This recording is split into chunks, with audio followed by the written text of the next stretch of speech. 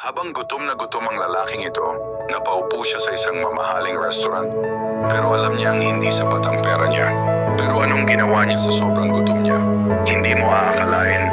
Kinapa niya ang bulsa niya, isa-isang binilang ang barya, pero hindi pa rin sapat para makabili ng kahit isang ulam. Hindi niya na alam kung saan kukuha ng makakain. Habang umiikot ang tingin niya, napansin niya ang lalaking katapat niya na tapos na kumain at umalis na. Pero may naiwan pang pagkain sa mesa. Nag-aalangan siya.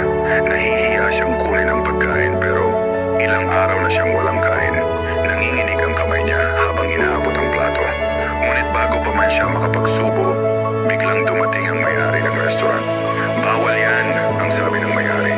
Napahiya ang lalaki, napayuko. Inisip niya, baka gutom ulit siya ngayong gabi. Pero sa hindi niya inaasahan, ngumiti ang may-ari. Huwag mong kainin yan, dito ka.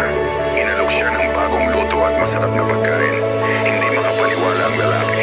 Sa sobrang hiya at tuwa, nagpasalamat siya habang pinunasan pa niya ang mesa para ipakita ang paggalang. Matapos kumain, pumunta siya sa kusina, lumuhod sa harap ng may-ari at buong pusong nagpasalamat.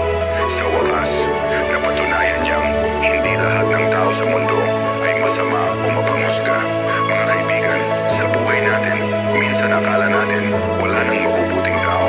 Pero sa bawat pagkakataon, may ipinapadala pa rin ang Diyos para ipadama ang kanyang pagmamahal at kabutihan. Ang kabutihang ipinakita ng may-ari ng restaurant ay isang halimbawa ng sinasabi ng Diyos sa Matthew chapter 25 verse 35. Sa bawat pagkakataong tayo ay tumulong sa nangangailangan, para na rin tayong naglilingkod sa Diyos mismo.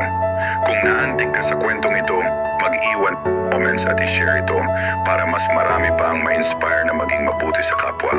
Follow mo rin kami para sa mas marami pang ganitong kwento.